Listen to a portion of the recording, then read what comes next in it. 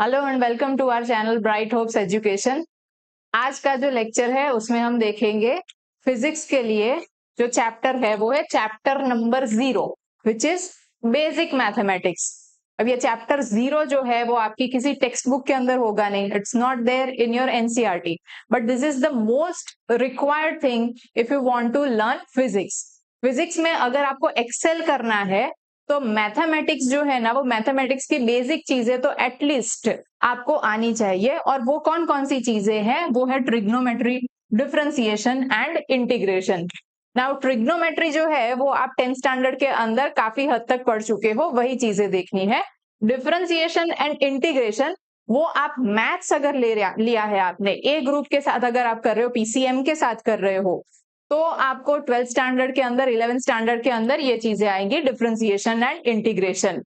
But कुछ बच्चे क्या होते हैं जो साइंस स्ट्रीम ऑप्ट करते हैं, वो बी ग्रुप इसलिए, बी ग्रुप मतलब पीसीबी इसलिए लेते हैं क्योंकि उन्हें मैथ्स से थोड़ा सा उनके जमती नहीं है उसके साथ, मैथ्स के साथ।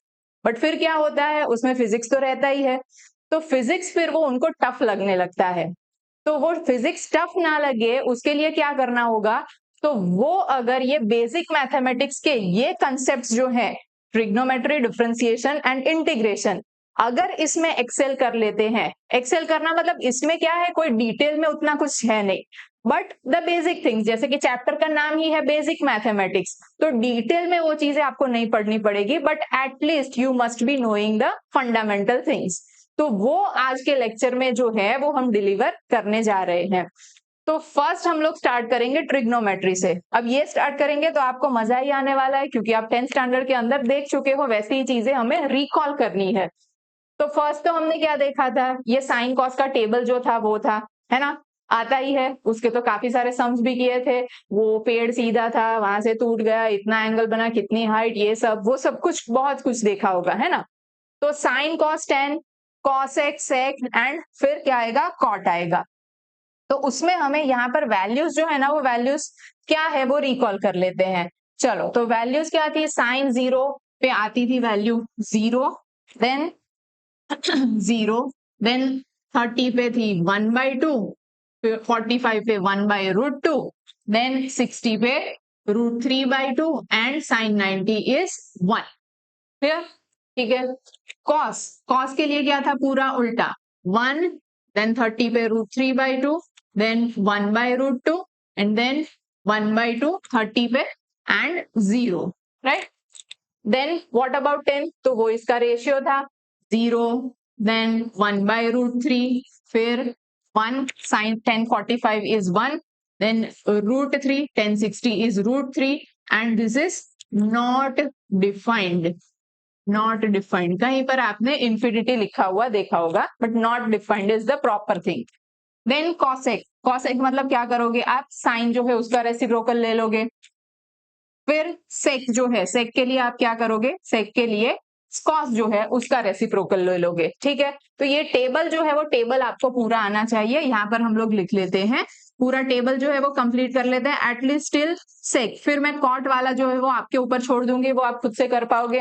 ठीक है, not defined, then this will be cosec 30 is what it is 2, then cosec 45 is what √2, then cosec 60 is what 2/√3, and cosec 90 is again 1.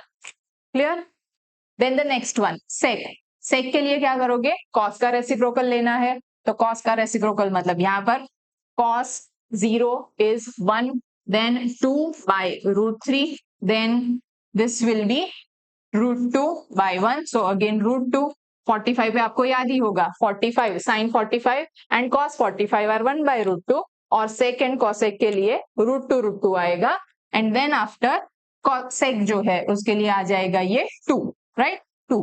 यहाँ से ये पूरा जो है वो रिवर्स जा रहा है, ये आपको पता ही होगा, नॉट डिफाइंड। यहाँ तक तो चीजें जो है ना वो सीधी सीधी, हाँ ये तो हमने पढ़ा हुआ है, टेबल हमने बहुत अच्छे से याद किया था। ये तो ना एक्चुअली हम लोगों ने को ट्रिग्नोमेट्री तो 9th क्लास में ही करवा दिया था, भले ही 10th के अंदर आता था, और हमें टेबल तो सबसे पहले से याद था। बट यहाँ पर और भी कुछ एंगल्स जो है वो आएंगे, और वो आप लोगों को शायद से साइन, और जैसे आप लोगों ने कभी लॉग टेबल देखा होगा, उस टाइप से नेचुरल साइन और नेचुरल टेंजेंट के टेबल के थ्रू भी आपको देखना पड़ेगा। उसमें से जो आपको हमेशा आने वाले एंगल्स है, वैसे एंगल्स कौन कौन से हैं, तो वैसे और दो एंगल्स हैं 37 डिग्री एंड 53 डिग्री। ठीक है, कॉमन एंगल से ये साइन 37 डिग्री। अब वो आप लोगों ने टेबल में नहीं देखा होगा, है ना, ये आपने टेबल में नहीं देखा है। देन 53, ये भी आपने टेबल में नहीं देखा है कभी भी। तो इनकी वैल्यू क्या होगी? सो whenever there is a right angle triangle and one of the angle is 37 degree, अगर आपको ये दे दिया तो क्या आप मुझे इसके ऊपर से साइन 37 जो है, साइन 37 वो बता सकते हो? What will be sine 37? So sine में क्या होता है? Sine equals to opposite upon hypotenuse. तो इसकी ऑपोजिट साइड कितनी होती है? ये हमेशा पाइथागोरियन ट्रिपलेट बनाता है। 37 एंड 53 डिग्री का राइट एंगल ट्राइंगल है अगर, तो वहां पर ये पाइथागोरियन ट्रिपलेट कुछ इस तरह से बनेगा। सी 37 डिग्री जो है वो छोटा एंगल है, 53 इज लार्जर, तो 37 के सामने वाली जो साइड होगी दैट विल बी 3, और 53 के सामने वाली साइड होगी दैट विल बी 4, और obviously hypotenuse will be the largest one, तो वो 5 हो जाएगा। तो कहां पर 3 कहां पर 4 लिखना वो आपको पता है। Secondly you know that sine is what by what, वो आपको पता है ना, साइड्स। तो sine equals to opposite upon hypotenuse, तो यहाँ पर ऑपोजिट कितना? 3/5, ये आ गया। वैसे ही cos 37 इक्वल्स टू 4/5, तो ये कॉमन चीजें हैं। अब ये अगर एंगल्स दिए तो आपको जो मैं बोल रही हूँ नेचुरल साइन या नेचुरल टेंजेंट के टेबल्स है उसके अगर अंदर देखने जाना नहीं पड़ेगा, ये वैल्यूज उसमें से भी नहीं लेनी पड़ेगी। ठीक है, similarly if you are given angle like this 53 degree है, तो वहां पर आप क्या लोगे? Sine 53 equals to 4/5 and cos 53 degree equals to 3/5, और इसके ऊपर से आप 10 भी निकालना हो तो निकाल सकते हो। क्लियर? तो जितने एंगल्स आपको पता थे उसके अलावा और दो एंगल्स जो है वो एडिशनली आपको पता चले। अब ये एंगल्स जो है ना वो आपको अब तक वैसे आदत थी कि आप डिग्री के अंदर लेते थे, 0 डिग्री, 30 डिग्री, 45 डिग्री। यहाँ पर जब हम लोग फिजिक्स पढ़ेंगे तो फिजिक्स के अंदर एंगल का दूसरा यूनिट जो है उससे मोस्टली हम लोग डील करेंगे, and that unit is radian. So you must be knowing what is the relation between radian and degree. If you want to convert some angle which is given in degree that into radian, तो वो conversion है वो आपको पता होना चाहिए। तो 2 पाई जो है वो 2 पाई क्या होता है? 2 पाई मतलब 360 डिग्री। 2 पाई मतलब पूरा रोटेशन हो गया ना, पूरा रोटेशन अगर हो जाता है मतलब पूरा हम लोग एंगल ले लेते हैं, then it is called as 360 degree, जो है वो रेडियन में हो जाएगा 2 पाई रेडियन। तो इफ 2 पाई इज 360 डिग्री, तो क्या आप मुझे बता सकते हो कि पाई मतलब क्या होगा?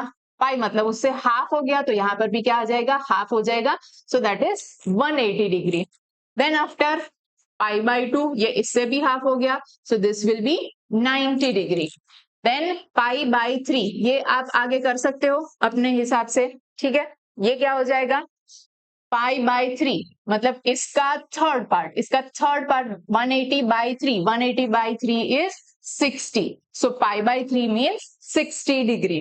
देन π/4, इसका फोर्थ पार्ट मतलब 45 डिग्री, आप कैलकुलेट करके देख सकते हो। देन π/6, इसका सिक्स्थ पार्ट, 180 का sixth part, that means that will B 30 degree.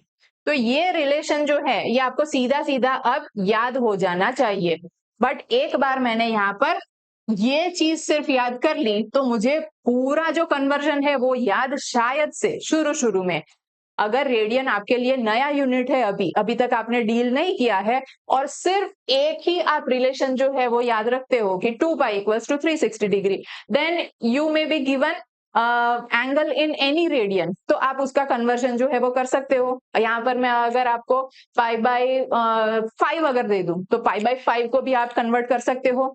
ठीक है ना? तो आप थोड़े से एग्जाम्पल अपने आप से ले लो या फिर आपके दोस्त हैं उनको बताए कि चलो मुझे ये इतना पता है तो मुझे रेडियन से डिग्री में कन्वर्ट करने के लिए कुछ क्वेश्चन दे दे, या फिर आप खुद दे दो उसके, ठीक है। अगर उसको नहीं आता है तो फिर आप ये रिलेशन उसको दे दो, ये रिलेशन के बाद आप चेक करो, है ना, ठीक है। So what you need to remember, you need to remember that 2 pi radian equals to 360 degree.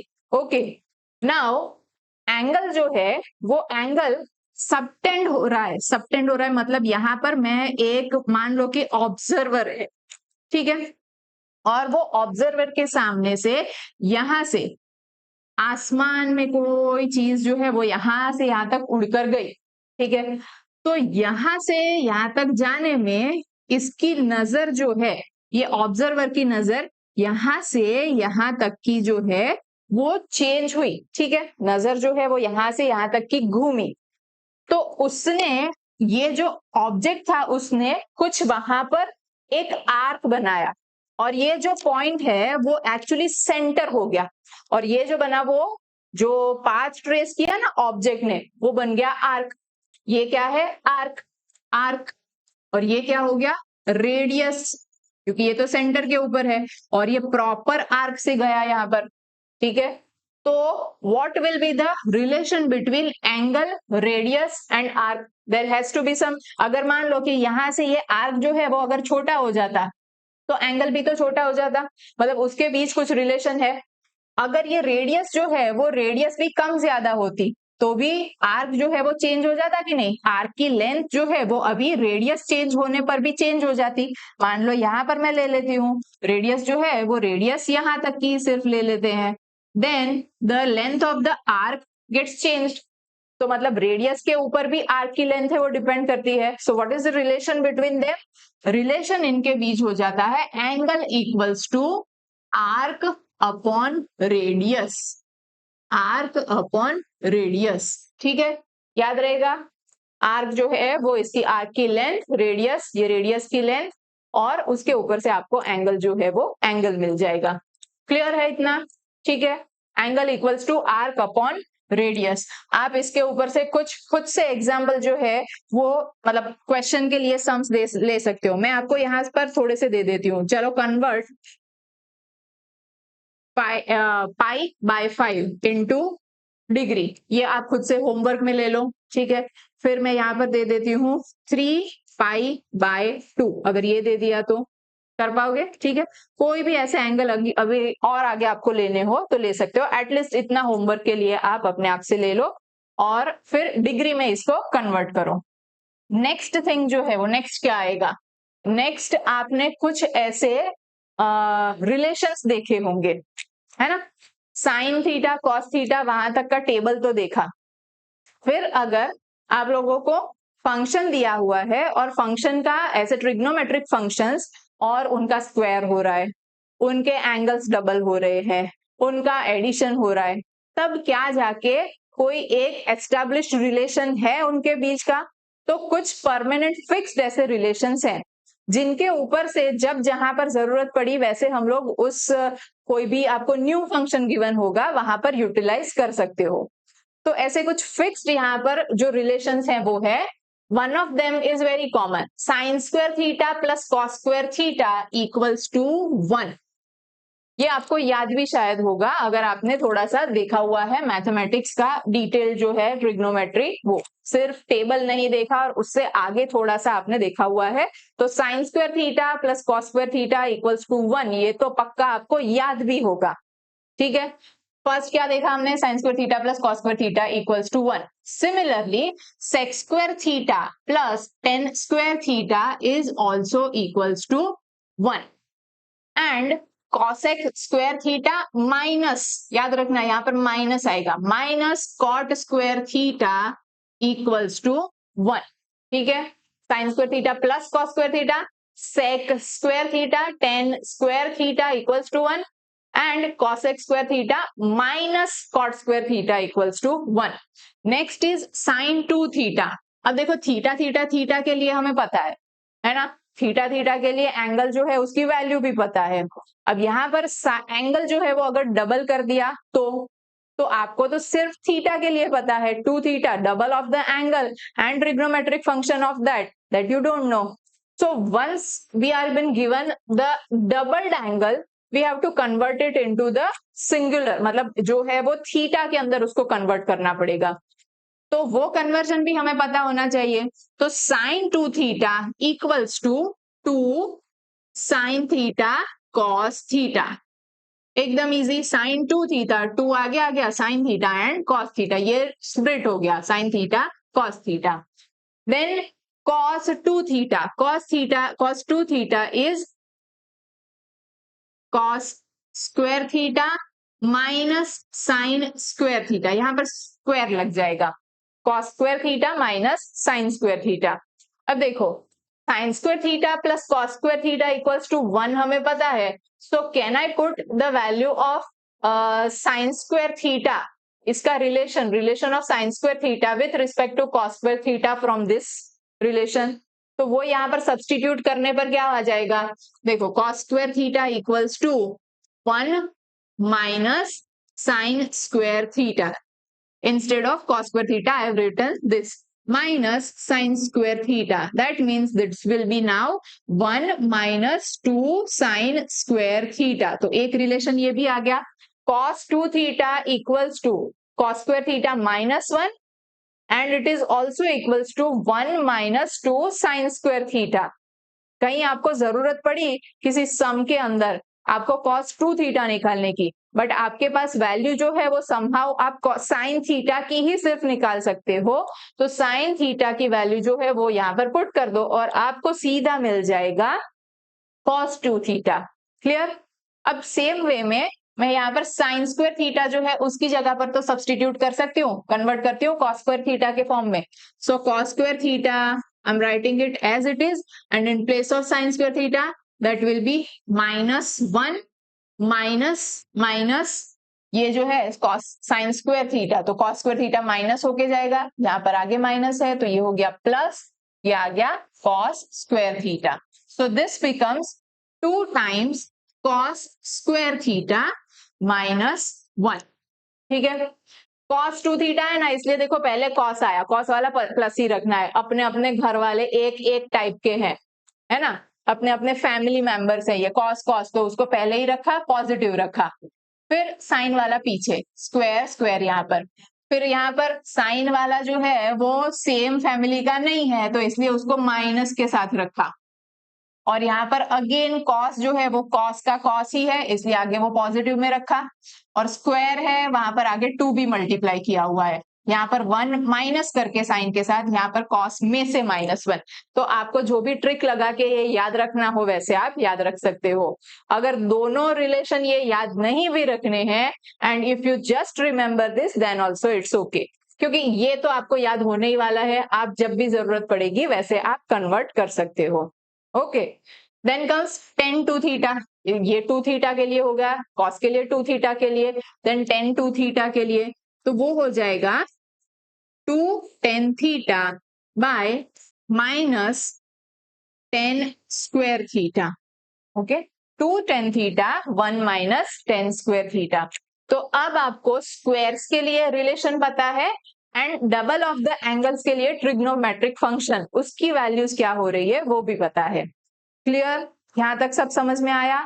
Sine cos के एंगल्स की वैल्यूज एक हमें पता है, ये रिलेशंस जो है वो पता है, एंगल्स में हमने दो और एंगल्स 53 एंड 47 उसकी वैल्यूज जो है वो भी देख ली 3 4 5 के ऊपर से। ओके, अब आएगा एडिशन, जैसे हमने एंगल जो है वो डबल किया और ट्रिग्नोमेट्रिक फंक्शन उसका रिलेशन क्या, या स्क्वायर किया और उसका रिलेशन क्या वो फाइंड किया, तो अब वैसे ही एडिशन ऑफ द एंगल्स अगर हो रहा है, साइन का फंक्शन है and you are adding 2 angles, तो इसको कैसे निकालना है, इसकी वैल्यू हम कैसे फाइंड करेंगे, so you need to expand this. अब इसमें ऐसे नहीं कर सकते sine A plus sine B, नहीं, ये साइन जो है वो trigonometric function, A plus B जो है वो एंगल है, तो उसका एक्सपांशन जो है वो नॉर्मल हम लोग एल्जेब्रिक एक्सपांशन करते हैं वैसे नहीं कर सकते, इसके कुछ रूल्स है। तो क्या होगा इसके अंदर, sign A cos B plus cos A sine B. Okay, plus है तो प्लस ही रहा और अंदर उल्टा पुल्टा, साइन के साथ कॉस, कॉस के साथ साइन, ठीक है। Sign A cos B, cos A sine B, A plus B के बीच में प्लस साइन है तो यहां पर भी प्लस आएगा। तो अब पता चल जाएगा कि ए माइनस बी है तो क्या करना पड़ेगा, obviously sign A cos B minus cos A sine B. इधर भी उल्टा पुल्टा किया, साइन कॉस, तो फिर साइन के अंदर बीच में जो प्लस या माइनस की साइन है वहां पर उल्टा पुल्टा नहीं करना है, हर जगह पर उल्टा पुल्टा नहीं करना है, खाली एक ही फंक्शन जो है वहां पर ही हमने इंटरचेंज किया, साइन कॉस कॉस साइन। अब कॉस के अंदर क्या होगा, कॉस ए प्लस बी, तो कॉस ए प्लस बी में कॉस ए, कॉस है ना तो वो कॉस को पहले ही रखता है, कॉस ए कॉस बी, अपने अपने फैमिली वालों को साथ में रखा उसने कॉस में। स्क्वायर में भी आपने देखा था, कॉस स्क्वायर वाला था तो कॉस स्क्वायर वाला पहले रखा, 2 कॉस स्क्वायर थीटा था उसको पॉजिटिव रखा, ठीक है, याद है। तो यहाँ पर कॉस वाला है ना वो कॉस ए कॉस बी ऐसे रखेगा, और यहाँ पर पीछे साइन ए साइन बी। अब इधर इसने उल्टा पुल्टा नहीं किया तो उसको साइन में तो एटलीस्ट उल्टा पुल्टा करना ही पड़ेगा। तो अगर a प्लस बी है तो ये दो टर्म्स के बीच में माइनस साइन आ जाएगी, याद रख सकते हो ऐसे। और यहाँ पर माइनस है तो अब ये आपको आएगा cos A cos B minus अगर साइन है तो plus, plus sine A sine B. Clear, आया समझ में। Then tan A plus B, tan A plus tan B upon 1 minus tan A tan B, ठीक है। Tan A plus B is tan A plus tan B. पहले तो expansion जो है वो नॉर्मल वे वाला कर दो, डिवीजन में 1 minus tan A tan B. A minus B में अब आप समझ सकते हो क्या होगा, 10 ए माइनस 10 बी अपॉन 1 प्लस 10 ए 10 बी। क्लियर, आ गया समझ में। तो अब इनकी जरूरत कहां पर पड़ेगी, एंगल कोई है तो वो एंगल तो हमें सीधा इसको जोड़ नहीं सकते, इसको जोड़ के जो आंसर है वो लेके आ सकते हैं हम लोग, साइन की वैल्यू उसकी फाइंड कर सकते हैं। तो साइन की वैल्यू जो है वो फाइंड करना, कोई यहाँ पर अगर आपको जो नोन वैल्यूज है जो कन्वेंशनल एंगल्स है वो अगर है तो आप सीधा फाइंड कर सकते हो। बट अनकन्वेंशनल एंगल्स है, जैसे कि एग्जाम्पल में यहाँ पर लिया है साइन 15 डिग्री, और फिर उनको अगर हमें कन्वेंशनल फॉर्म में कन्वर्ट करना है, मतलब एंगल में 0, 30, 45, 60 या 90 आए तो हम उसकी वैल्यूज पुट कर पाएंगे। तो 15 को हमें ऐसे जो कन्वेंशनल एंगल्स हैं जिनकी वैल्यूज हमें साइन कॉस के लिए पता है वैसे में कन्वर्ट करना पड़ेगा। तो साइन 15 इक्वल्स टू साइन, क्या मैं इसको ऐसे लिख सकती हूँ, this is equals to 45 degree minus 30 degree, so this will be 15 degree. हाँ ये पता है। अब ये साइन 45 और 30 साइन 30 दोनों वैल्यूज पता है, अगर मैं इसका एक्सपांशन कर दूं तो एक्सपांशन करने पर मुझे ये टाइप का मिलेगा साइन ए, तो sine 45 cos 30 and cos 45 sine 30, ये सब वैल्यूज हमें पता है, जबकि साइन 45 की वैल्यू पता नहीं थी, है ना। तो ये इस तरह से हमें हेल्पफुल हो सकते हैं ये सारे रिलेशंस। अगर एंगल जो है उनको जोड़ के कोई कन्वेंशनल वैल्यूज ही बन जाती है तो कोई इश्यू नहीं था, बट अनकन्वेंशनल वाला है तो आपको ये हेल्पफुल रहेगा। सेम वे में देख लो 10 45 के लिए क्या करोगे, 10 देन 45 मतलब क्या, ये कर सकते हैं हम लोग 45 plus 30 that will B 75 degree. Clear, तो इसका यूज जो है वो कहीं पर है, तभी जाके जो जो चीजें जरूरी है वही सारी बेसिक मैथमेटिक्स के अंदर डाली हुई है। ओके, क्लियर हो गया होगा यहां तक। नेक्स्ट में है कन्वर्जन जो हो रहा है, वो कन्वर्जन मतलब एंगल्स जो है उनका एडिशन या सब्ट्रैक्शन हो रहा है, उसमें से एक जो एंगल होगा ना वो इधर इट विल बी 90 डिग्री और 180 डिग्री और 270 डिग्री और 360 डिग्री, ठीक है। ये एंगल्स अगर है उसमें से कुछ एंगल इधर समथिंग इज गेटिंग एडेड और something is getting subtracted, then what will happen to the answer, उसके लिए हमें सॉल्व कैसे करना है, सिंप्लीफाई कैसे होगा, वो अगर देखना है तो सबसे पहले हम लोग देखेंगे क्वाड्रेंट्स। क्वाड्रेंट्स यहाँ पर ये x axis and y axis मैंने दिखाई हुई है। सो फर्स्ट जो क्वाड्रेंट होता है वो है positive y and positive x axis के बीच का होता है फर्स्ट क्वाड्रेंट। ठीक है, ये हो गया फर्स्ट क्वाड्रेंट। फिर यहाँ पर ये वाला हो गया second quadrant, this is third and fourth quadrant. तो सबसे पहले हमें ये पता होना चाहिए कि कौन कौन से क्वाड्रेंट में कौन कौन से ट्रिग्नोमेट्रिक फंक्शन कैसा रोल प्ले करते हैं। तो फर्स्ट क्वाड्रेंट जो होता है उसके अंदर सारे के सारे ट्रिग्नोमेट्रिक फंक्शंस जो हैं वो पॉजिटिव होते हैं। ठीक है, सेकेंड क्वाड्रेंट में साइन सिर्फ ओनली साइन ही सिर्फ जो है ना वो पॉजिटिव होता है, बाकी सारे उठा लो आप, कॉस ले लो, टेन ले लो, वो नेगेटिव होते हैं। फिर थर्ड क्वाड्रेंट के अंदर सिर्फ टेन होता है, वो पॉजिटिव होता है, और यहाँ पर सिर्फ कॉस। अब यहाँ पर साइन जो है वो पॉजिटिव, उसका मतलब उसका जो रेसिप्रोकल है कॉसेक, वो कॉसेक भी वहां पर पॉजिटिव, टेन यहाँ पर पॉजिटिव बताया, that means cot is also positive. Cos positive fourth quadrant के अंदर बताया, that means sec is also positive in the fourth quadrant. और फर्स्ट क्वाड्रेंट के अंदर तो सारे के सारे फंक्शंस जो हैं, all trigonometric functions are positive, all 6 are positive. Okay, चलो, तो अगर मैं साइन 90 माइनस थीटा कर रही हूं तो साइन 90 माइनस थीटा के बाद फिर मैं एक्सपांशन करूं, फिर मुझे साइन की 90 की वैल्यू और वो सब पुट करना नहीं। जब 90, 270, 180, 360 वाला होता है तब हम लोग उसका एक्सपांशन नहीं करेंगे, क्योंकि 90 जो है वो फंक्शन के अंदर मिक्स होके वो फंक्शन को चेंज कर देती है।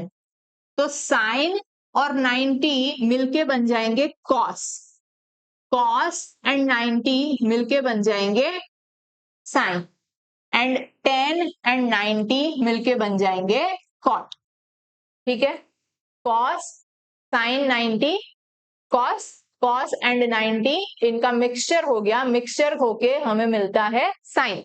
इनका मिक्सचर कर लो तो मिक्सचर के एंड पे हमें मिलता है कॉट। फिर यहां पर लिखना है थीटा, थीटा एंड थीटा। अब बारी आएगी जो मैंने यहाँ पर आपको पॉजिटिव नेगेटिव के बारे में बताया उसको यहाँ पर अप्लाई करने की।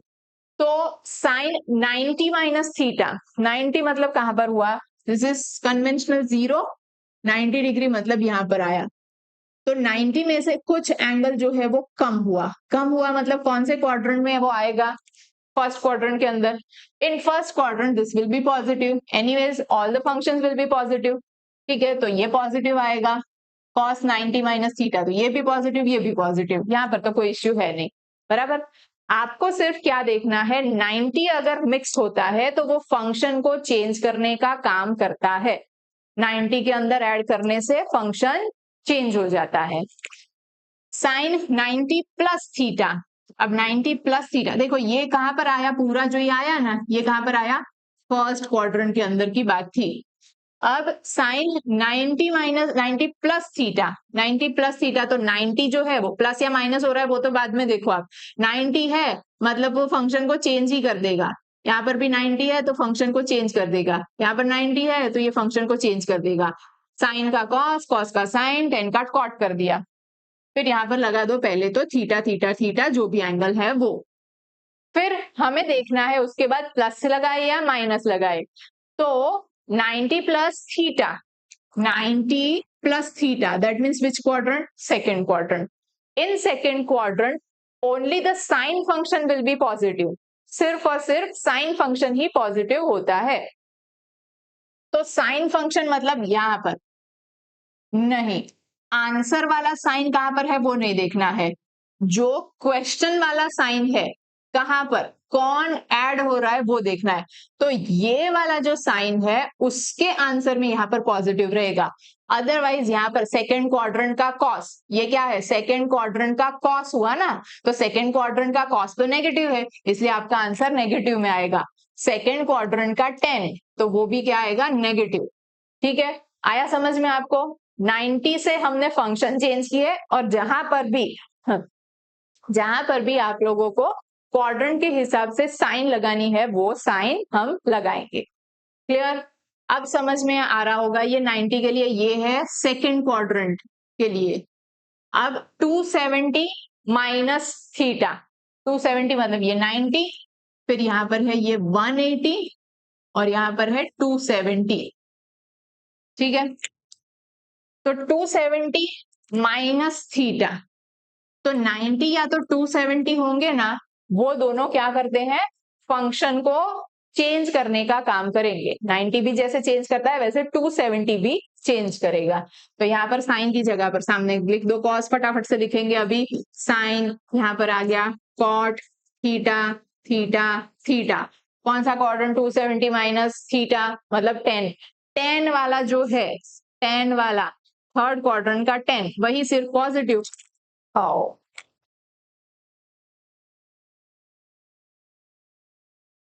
बाकी नेगेटिव, ये दोनों negative. Then 270 plus theta, 270 plus theta that means fourth quadrant. 270 plus theta is fourth quadrant.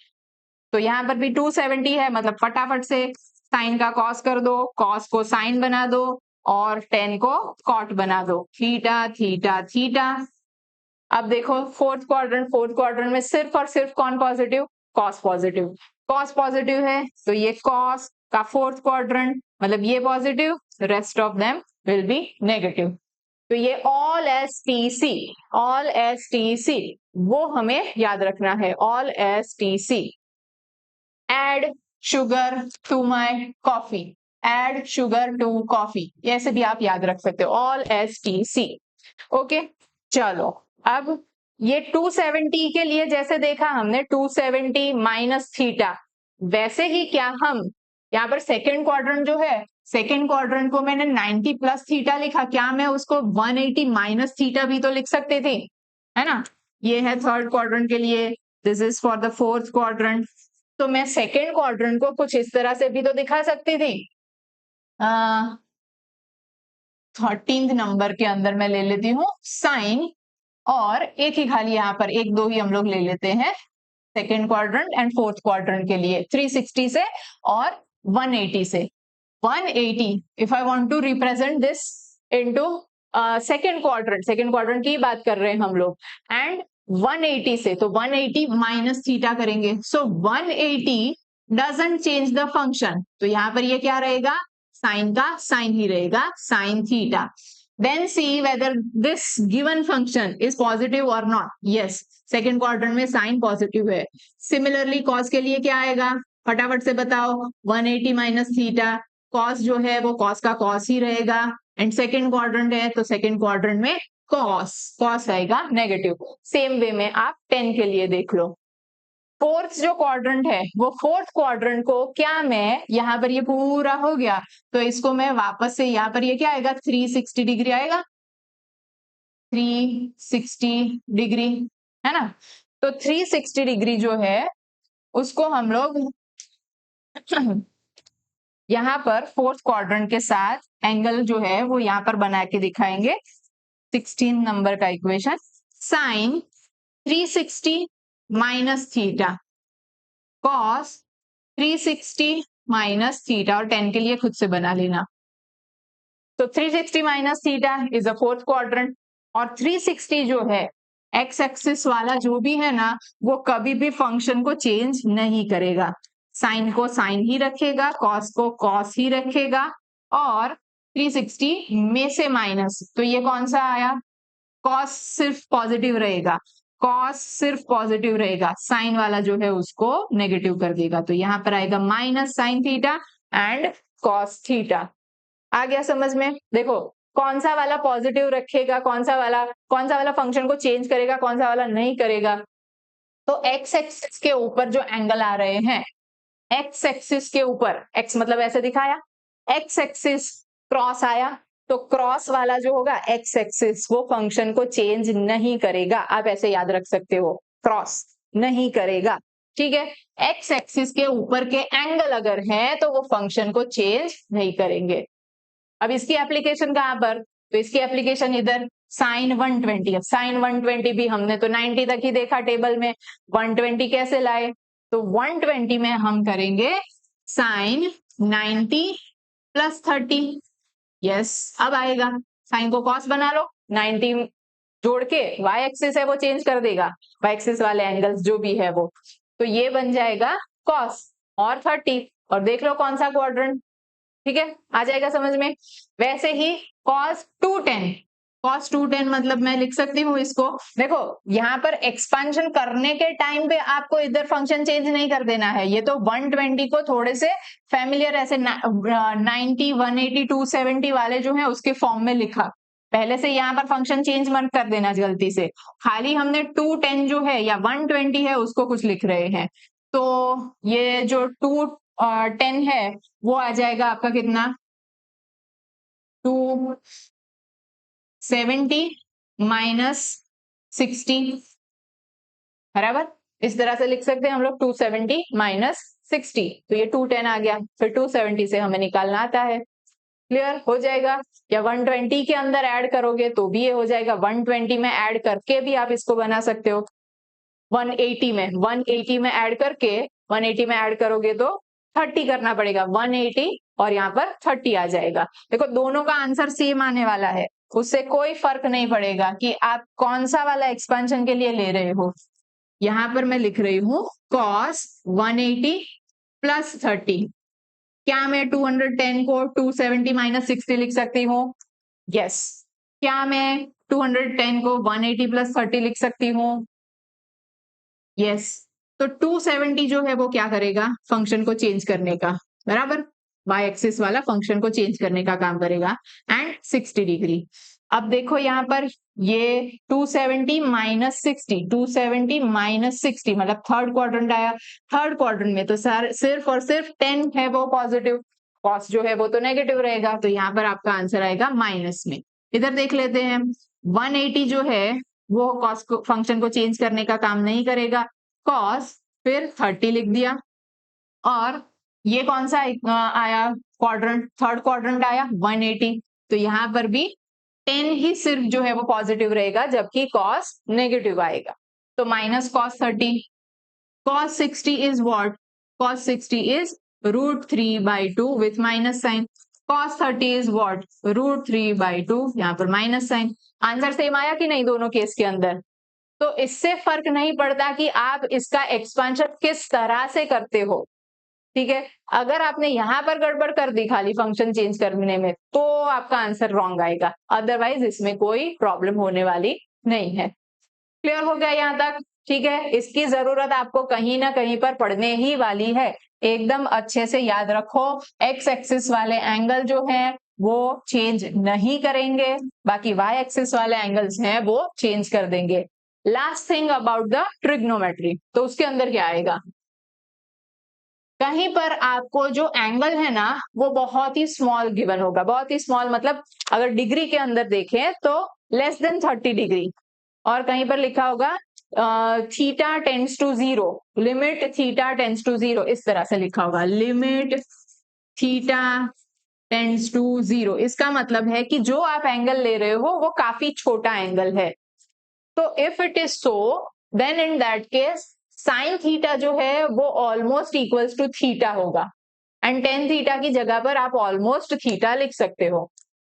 अब देखते हैं, अब देखने में हम लोग यहाँ पर चलो लिख लेते हैं कि साइन 30, साइन 30 की वैल्यू क्या होती है, साइन 30 की वैल्यू 1/2 होती है, तो क्या ये इक्वल्स टू 30 है? नहीं, तो हमने तो ये लिखा हुआ है sine theta is almost equals to theta, वो तो यहाँ पर नहीं है, यहाँ पर तो ये रॉन्ग हो गया। तो इसके लिए हमें क्या लेना है, साइन थीटा जो है वो आप यहाँ पर थीटा कोई भी ले सकते हो, 30 मतलब 30 लोगे तो भी आपको 1/, कोई भी मतलब के रेडियन के अंदर या फिर डिग्री के अंदर किसी में भी ले सकते हो, but this angle has to be in radian, इसकी वैल्यू जो है ना वो रेडियन में आपको इक्वल मिलेगी, ठीक है। तो this will be almost equals to, यहाँ पर ये जो हम बता रहे हैं वो क्या होगा, 30 मतलब क्या होगा, π/6, अब π/6 करके देखो, तो ये 0.5 के आसपास की ही वैल्यू आएगी। आप करके देखो 3.14/6 करोगे तो यहाँ पर आपको ये वैल्यू जो है वो उसके करीब करीब वैल्यू मिलेगी। ठीक है, याद सिर्फ ये रखना है, sine theta is almost equals to theta but theta has to be in radian. यहाँ वाला थीटा, इधर तो आप π/6 लगाओगे तो भी वही आंसर आएगा, 30 लगाओगे तो भी वही आंसर आने वाला है, उससे फर्क नहीं पड़ेगा। बट सिर्फ आप एंगल को देख रहे हो तब एंगल को आपको रेडियन में लेना है। ठीक है, 10 के लिए भी यही चीज होगी। एंड द लास्ट थिंग क्या आएगी यहाँ पर ट्रिग्नोमेट्री के लिए? Last thing slope. स्लोप जो रहेगा वो स्लोप है, वो कोई भी आपको फंक्शन है ना, वो फंक्शन वेरिएबल हो सकता है, मतलब एक वैल्यू जो है वो चेंज करते हो उस हिसाब से दूसरी वैल्यू चेंज हो जाती है। जैसे आप 10th क्लास में थे, 10th क्लास में जितनी मस्ती करते थे उससे अब ज्यादा 11th क्लास में आके करते हो, है ना? वेरिएबल है कि नहीं, है ना? या कम करने लगे हो, तो कोई भी है वो चेंज होता रहेगा। जैसे एज बढ़ती जा रही है वैसे आपकी मिस्चीवियस जो है वो चेंज होती जा रही है, या आपकी सिंसियरिटी है वो चेंज होती जाती है। तो age is dependent upon your sincerity और मिस्चीवियसनेस। ठीक है, तो वैसे ही दो फंक्शंस हैं y एंड x, ये दोनों फंक्शंस, उनका वेरिएशन कुछ यहाँ पर जैसे ये ग्राफ बताया है येलो लाइन से वैसे कुछ चेंज हो रहा है। और मुझे इस ग्राफ के लिए फाइंड करना है स्लोप। तो स्लोप क्या होता है? स्लोप मतलब कि टेन थीटा। टेन थीटा मतलब होता है, आप कोई एक ये ट्राइंगल जो है वो ये आपका फंक्शन होगा, वहां पर कोई एक पॉइंट के ऊपर टेंजेंट ड्रॉ करते हैं और उस टेंजेंट का फिर स्लोप निकालते हैं। तो यहां पर मुझे जो निकालना होगा स्लोप, उसके लिए हम लेंगे ये कितना एंगल है, ये कितना इंक्लिनेशन है इसका, इस लाइन का इंक्लिनेशन कितना है, उसके ऊपर से वो स्लोप मिल रहा है। स्लोप मतलब क्या है? कितना इंक्लाइंड है। स्लोप बहुत ही ज्यादा होगा, ये तो एकदम स्टिफ स्लोप है। ठीक है, कभी ट्रैकिंग के अंदर जाते हैं तो वो हाइट शायद इतनी भी हो या फिर ऐसे करके फिर वो उतनी हाइट गई हो। तो अगर ऐसे हुआ या फिर ऐसे होके फिर वो हाइट बढ़ी है तो वो दोनों में फर्क रहता है कि नहीं? दोनों में से किसमें आपको ज्यादा जो है वो हर्डलसम ट्रैकिंग रहेगा, है ना? तो वो वैसे ही यहाँ पर है, वो कितना इंक्लिनेशन है वो हमें ये चीज बताती है। तो टेन थीटा जो है वो टेन थीटा यहाँ पर क्या हम लोग लेंगे y/x, या फिर हम लेंगे dy/dx। dy मतलब क्या है? Change in y, change in x when it is taken very small. बहुत ही छोटा छोटा चेंज यहाँ पर ले रहे होंगे, y के अंदर का चेंज, और तो ऑब्वियसली सामने x के अंदर का चेंज भी छोटा ही होगा। एक दिन से दूसरे दिन में हाइट कितनी बड़ी होगी? 24 घंटे में कितनी हाइट बढ़ी होगी? छोटा हमने टाइम ड्यूरेशन लिया तो हाइट का चेंज भी बहुत ही छोटा आया, है ना? तो वैसी चीज है यहाँ पर, if we are taking one quantity है स्मॉलर, चेंज में स्मॉल ले रहे हैं तो अदर क्वांटिटी के अंदर भी चेंज जो आएगा वो भी स्मॉल आएगा। तो अगर स्मॉल चेंज है तो उसको हम लिखते हैं d/d करके, dy/dx ऐसे करके, that will give us the slope. ठीक है, so this is all about the trigonometry. देखते हैं हम लोग डिफरेंशिएशन। ठीक है, डिफरेंशिएशन, तो डिफरेंशिएशन दैट मीन्स कोई एक क्वांटिटी, जैसे अभी हमने देखा कि वेरी हो रही है with respect to the other quantity. As अगर हम लोग देखें तो आपने देखा होगा कि रेक्टिलिनियर मोशन हो रही है, उसके अंदर जैसे जैसे टाइम वेरी हो रहा है पोजीशन इज गेटिंग चेंज्ड। ठीक है, तो डिस्प्लेसमेंट हो रहा है, डिस्टेंस चेंज हो रहा है टाइम के साथ। अगर एक्सेलरेटेड मोशन है तो वेलोसिटी इज गेटिंग चेंज। तो एक क्वांटिटी के साथ दूसरी क्वांटिटी अगर चेंज हो रही है तो उस केस में हम लोग लेंगे डिफरेंशिएशन।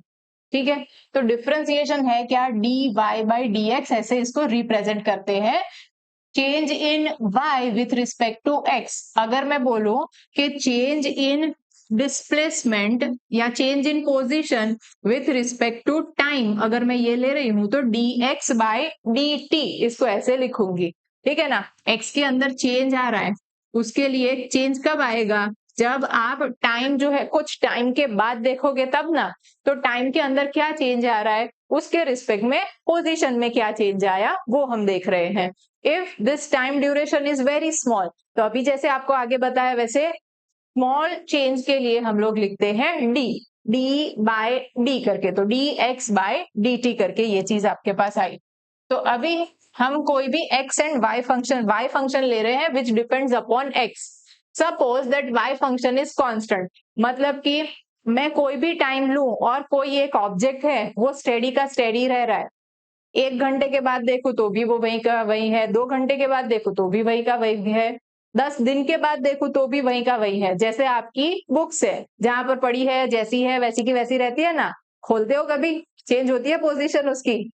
अगर नहीं होती है तो वो जो है वो फंक्शन हो जाएगा, उसकी पोजीशन का फंक्शन आ जाएगा कांस्टेंट। तो y इक्वल्स टू कांस्टेंट इस तरह से अगर हुआ देन उसमें कोई चेंज ही नहीं है, चाहे आप टाइम भले ही चेंज करो y में कोई चेंज नहीं है, मतलब ये न्यूमरेटर जो है वो 0 आएगा। तो ये डिफरेंशिएशन दिखा रहा है, that means if there is some function which is constant तो उसका डिफरेंशिएशन आ जाएगा 0। ठीक है, y for a constant function, for a constant function is उसका डिफरेंशिएशन जो आएगा वो 0 आएगा।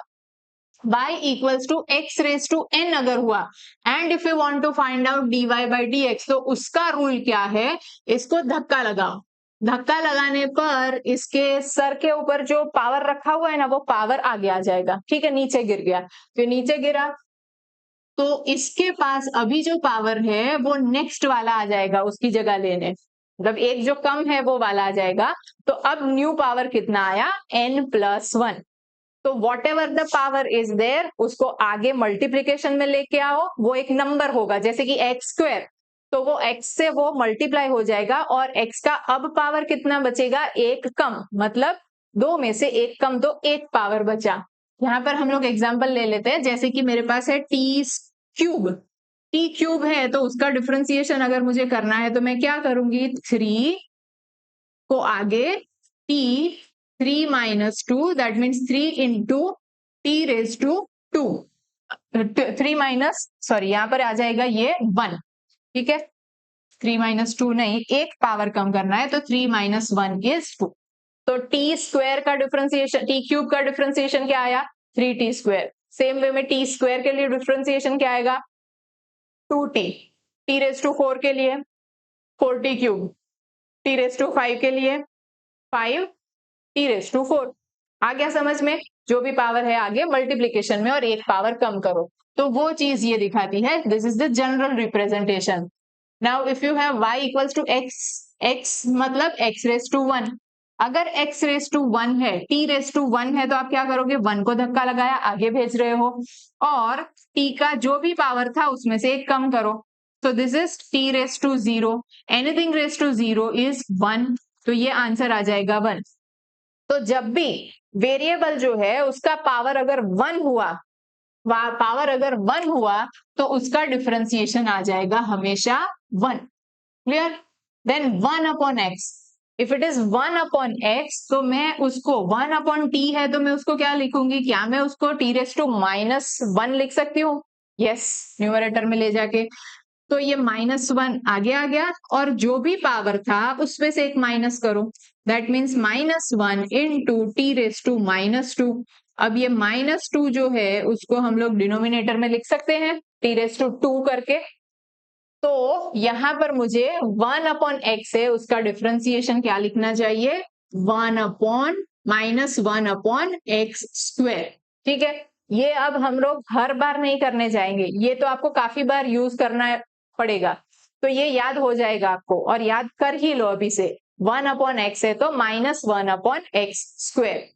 जनरल इक्वेशन क्या, यही वाला यहाँ पर भी और यहाँ पर भी अप्लाई किया। सेम वे में y equals to √x, √x that means what, √x जो है वो √x मतलब कि x⁻1/2 पावर, तो x⁻1/2 में से 1/2 को मारो धक्का और 1/2 में से एक कम कर दो, तो 1/2 इंटू x⁻1/2।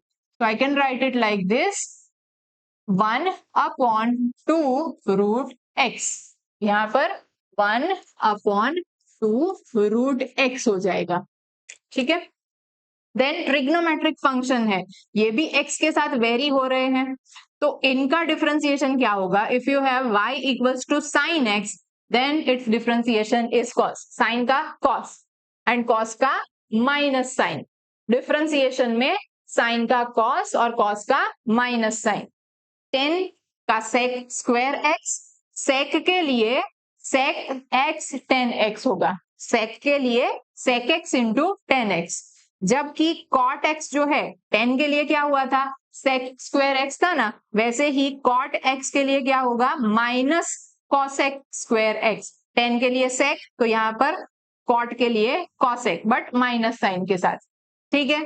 खाली सेक जो है उसमें सेक एक्स इंटू 10x होगा, साइन के लिए कॉस, कॉस के लिए माइनस साइन, फिर 10, 10 के लिए sec square x, sec x के लिए sec x 10x and cot x जो है उसके लिए minus cos x square x, ये हुए। एंड एक लास्ट बच गया कॉसेक एक्स, कॉसेक एक्स के लिए जैसे सेक एक्स के लिए था वैसे ही cosec X cot X but with minus sine आ गया। सेक और कॉसेक के लिए जो है वो सेक एक्स इंटू 10x या तो cosec into cot x, cosec वाले में सिर्फ माइनस आएगा, और 10 और कॉट जो है उनका थोड़ा सिमिलर दिख रहा है, 10 और कॉट है वो एक दूसरे के रेसिप्रोकल है ना, तो उसके ऊपर से आपको समझ में आ रहा होगा।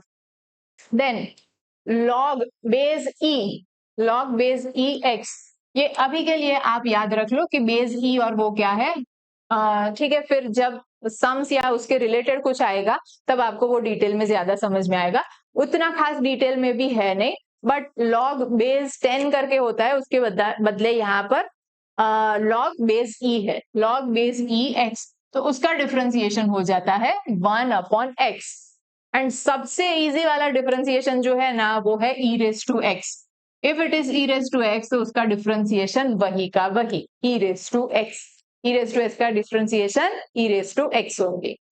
a raise to x, a raise to x है, see power is a variable quantity, base जो है वो वेरिएबल नहीं है, अगर हम लोग टी स्क्वायर देख रहे थे तो बेस था वो वेरिएबल था, while the power was a constant one, तो यहाँ पर जो है वो उल्टा हो गया, क्या हो गया, 2 नीचे आ गया, टी ऊपर चला गया, कुछ ऐसी चीज हुई कि नहीं।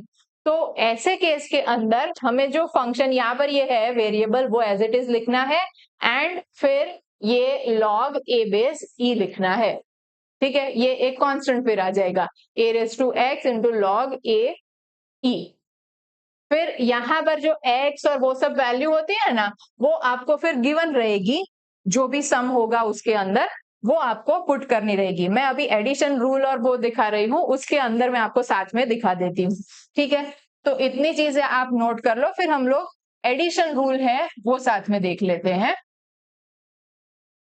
एडिशन रूल में मेरे पास अगर कोई फंक्शन है, suppose x equals to t cube minus t square plus t square, addition rule देख रहे हैं तो प्लस कर रहे हैं, तो टी क्यूब है उसको इंडिविजुअली ट्रीट करो, d x by d t कर दो, या फिर y लिया होता d y by d t, तो यहां पर मेरे पास आ जाएगा 3t स्क्वायर, आया समझ में, 3 है धक्का लगाया आगे गया और एक पावर कम हुआ तो 3t स्क्वायर प्लस 2t, 2 जो है धक्का लगाया आगे आया और यहाँ पर पावर आ गया 1, 1 अगर लिखे ना लिखे तो वो चलेगा।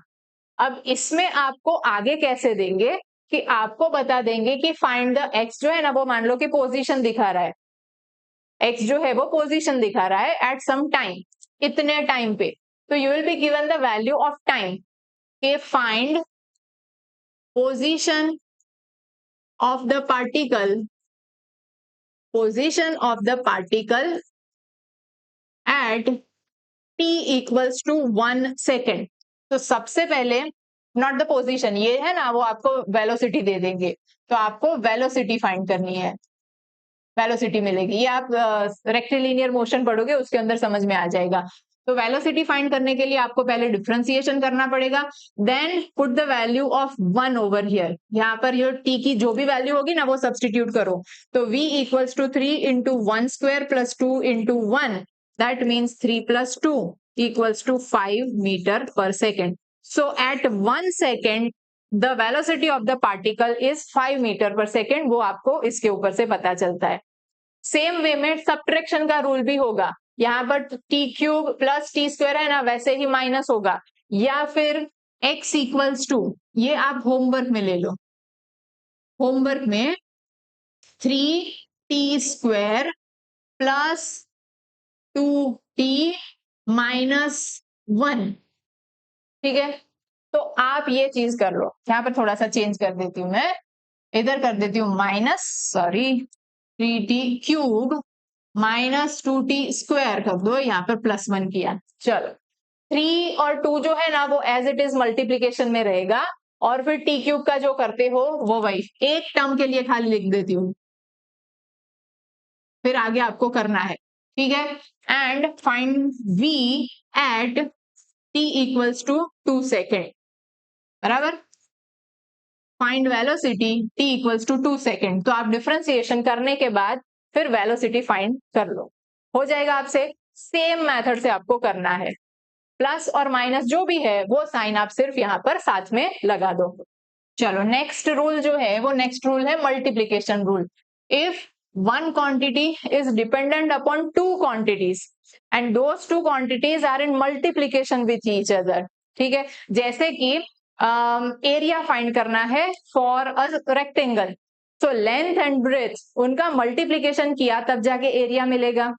लेंथ भी मेजर करेंगे, ब्रेथ भी मेजर करेंगे, दोनों अगर मान लो कि वेरिएबल है, ठीक है, तो उन दोनों की इफेक्ट जो है वो एरिया कैलकुलेशन के ऊपर आएगी। तो वैसे ही यहाँ पर एग्जांपल लिया है, कोई क्वांटिटी u, कोई क्वांटिटी y, जिससे हमें u एंड v, जिससे हमें क्वांटिटी y जो है वो मिल रही है। So what is the rule for that? तो रूल में हमें करना है, जब भी हमें dy/dx करना है तब u पहले का डिफरेंशिएशन करो, इन पहले को एज इट इज लिखो, सेकंड का डिफरेंशिएशन करो with respect to x, then second into first differentiation. ये आप तभी करोगे जब दोनों ही क्वांटिटीज वेरिएबल है।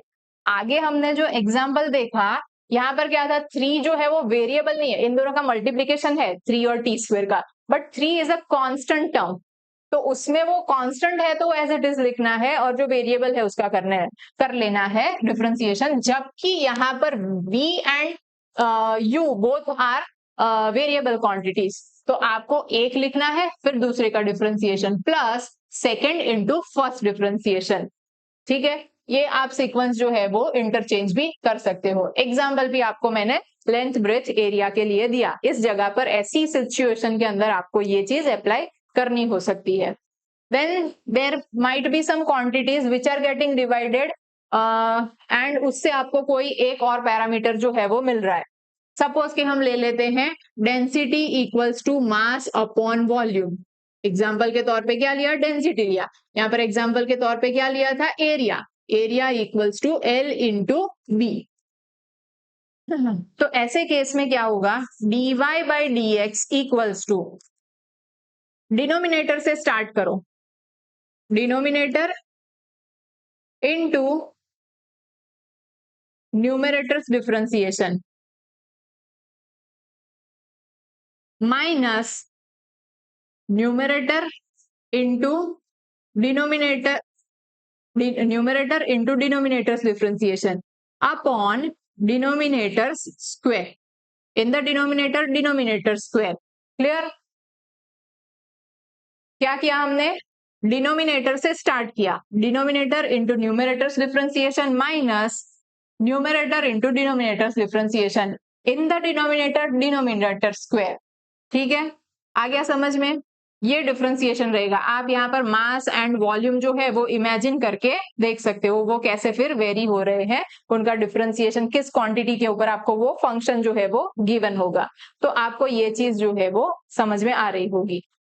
सम्स में जब भी आपको वो यूज करना आएगा तब वो बेटर ज्यादा याद रहेगा, बट बेसिक चीज आपको ये पता होनी चाहिए कि इनका डिफरेंशिएशन अगर निकालना हुआ तो कौन सा रूल जो है वो अप्लाई करना रहेगा। Next is chain rule.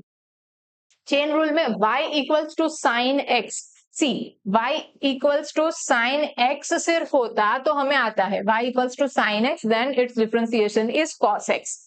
अब x जो है जो कि वेरिएबल है उसका फिर स्क्वायर है, तो स्क्वायर वाला भी हमें करना आता है। तो ये क्या हो गया, इसका भी करो इसका भी करो, किसका करे, करना है दोनों का, तो हम क्या करेंगे, dy by d x equals to, सबसे पहले ऐसे समझ लो कि आपको जो ये पहला दिख रहा है साइन, सिर्फ आप उसी का कर रहे हो और x से उसका कोई स्क्वायर नहीं है, आप सिर्फ साइन x का कर रहे हो, ऐसे इमेजिन करके आप ले लो। तो साइन का क्या बन जाएगा, कॉस, फिर जो है एज इट इज लिख दो, बराबर, x ही समझा ना हमने इसको, तो x की जगह पर पुट कर दिया, और फिर उसके बाद आप ये जो वेरिएबल है एक्स स्क्वायर, उसका डिफरेंशिएशन करो, तो एक्स स्क्वायर का डिफरेंशिएशन क्या आता है, 2x।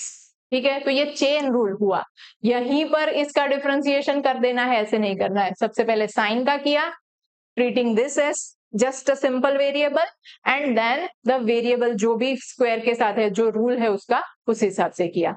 ओके, चलो then double differentiation. Double differentiation कहां पर आएगा, हमने x के ऊपर से खेल खेल में v तो फाइंड कर लिया है ना, अभी आगे हमने देखा था dx बाई dt करके, तो फिर वो हमें v मिल गया था। तो आपको ये भी पता होगा कि मैं अगर dv बाई dt करूं, वेलोसिटी अपॉन टाइम करूं, तो मुझे एक्सेलरेशन मिलता है। तो when you differentiate velocity you will get acceleration, है ना, ये हमें मिलता है। तो क्या इसका मतलब ये है कि मैंने x का डिफरेंशिएशन किया और उसका फिर से डिफरेंशिएशन किया, जो भी आंसर मिल रहा होगा, तो ये 2 बार डिफरेंशिएशन हुआ, तो वो कहलाता है डबल डिफरेंशिएशन।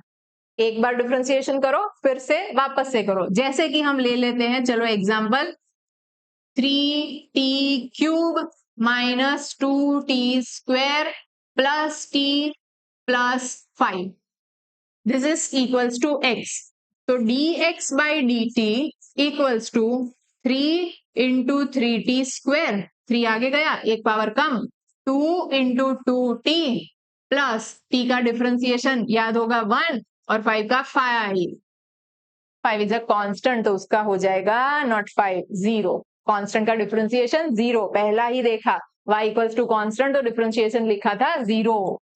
चलो t का 1 था, तो 9t square minus 4t plus 1। अगर मैं इसका फिर से डिफरेंशिएशन करूं, तो मैं यहां पर लिखूंगी d2x बाई dt स्क्वायर, या तो dt2, d square x by dt square, जो भी बोलना हो बोल सकते हैं, 9 इंटू 2t माइनस 4, और इसका t का 1 हो जाएगा, तो ये मेरे पास आया 18t माइनस 4।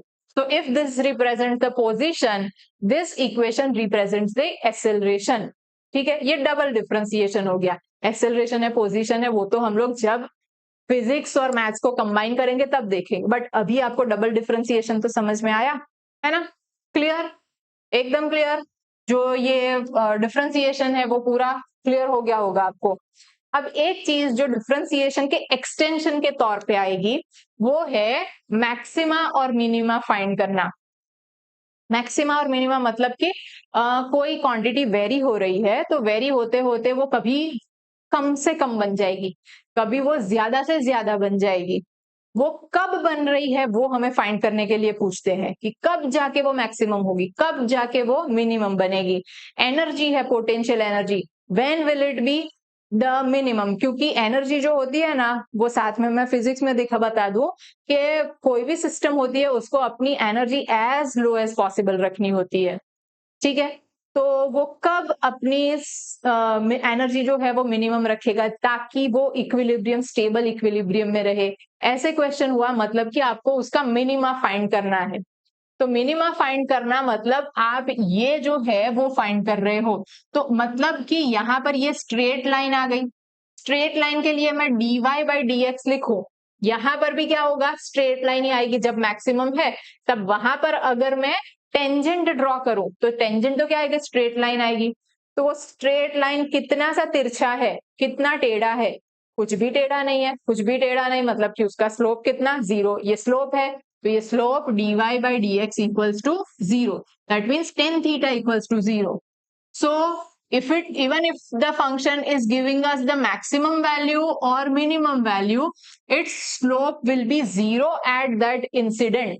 ये आपको याद रखना है, मिनिमा या मैक्सिमा दोनों के लिए स्लोप तो 0 होगा, अब वो जीरो में से क्या वो वैल्यू जो यहाँ पर हमें जीरो पुट करने से फिर वैल्यू मिल रही है वो मैक्सिमम के लिए है या मिनिमम के लिए, वो इस कंडीशन के ऊपर डिपेंड करती है।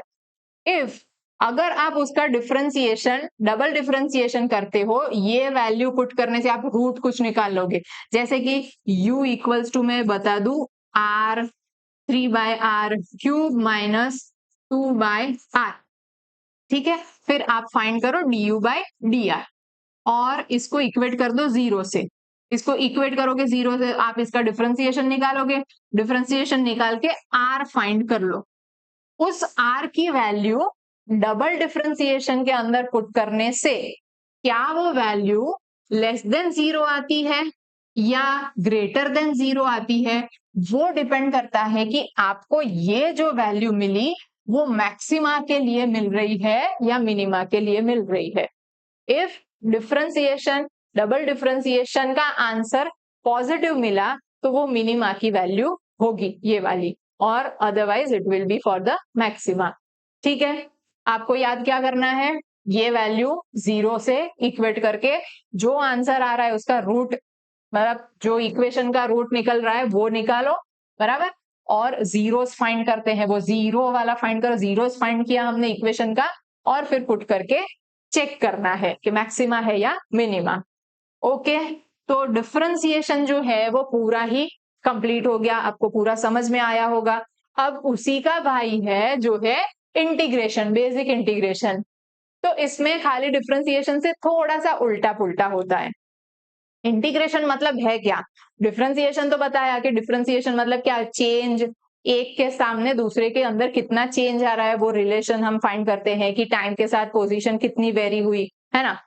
तो इंटीग्रेशन जो है वो क्या है, इंटीग्रेशन मतलब जोड़ना, जोड़ते जाओ, छोटी छोटी छोटी छोटी छोटी छोटी चीजें जोड़ते जाओ, जोड़ जोड़ जोड़ के फिर आपको टोटल समेशन जो मिलेगा वो है इंटीग्रेशन।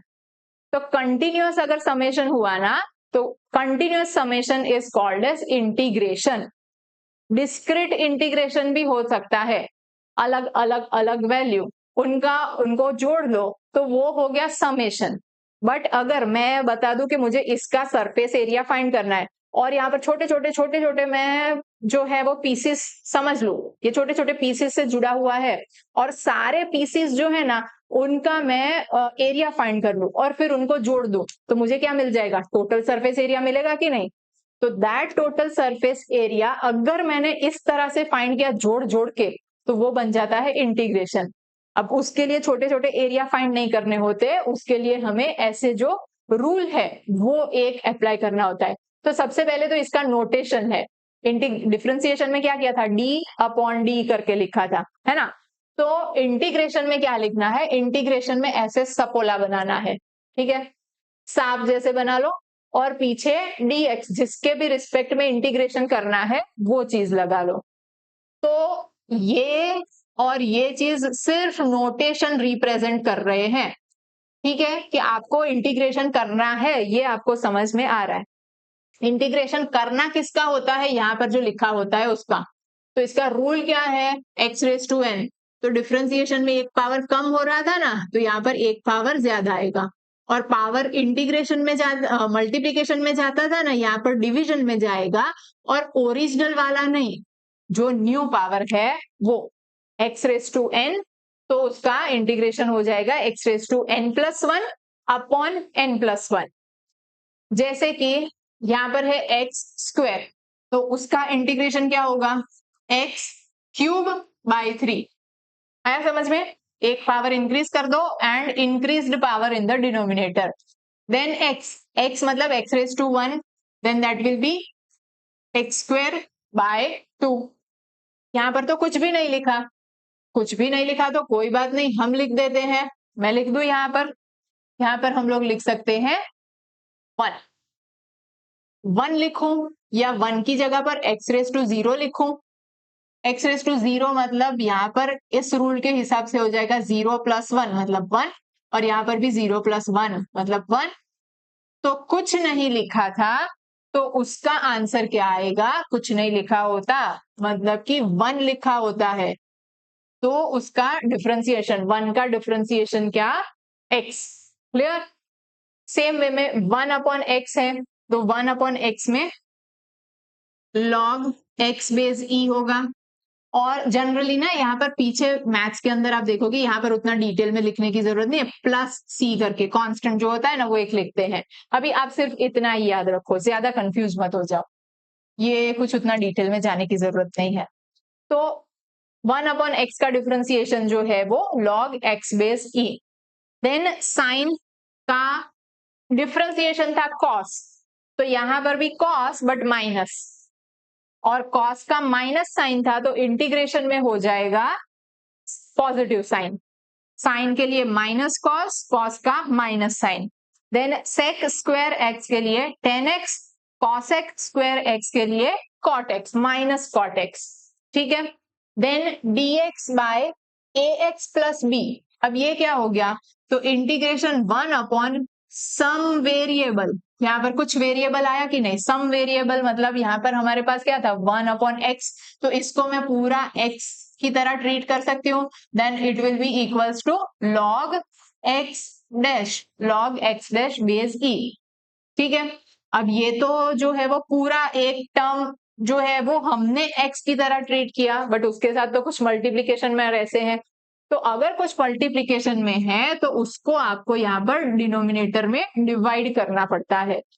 तो सबसे पहले इसको 1/x समझ के ये रूल के हिसाब से तो इंटीग्रेशन कर ही लिया, और फिर जो मल्टीप्लीकेशन में है वो यहाँ पर दिया।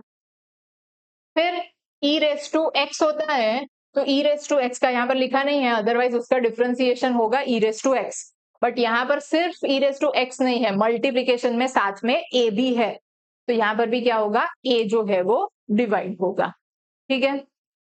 तो बेसिक मैथमेटिक्स जो है वो आपको यहाँ पर पूरा का पूरा डिलीवर हो चुका है, और आई होप कि अब आपको मैथ्स जो है वो हेल्प करेगा फिजिक्स को एनहेंस करने में।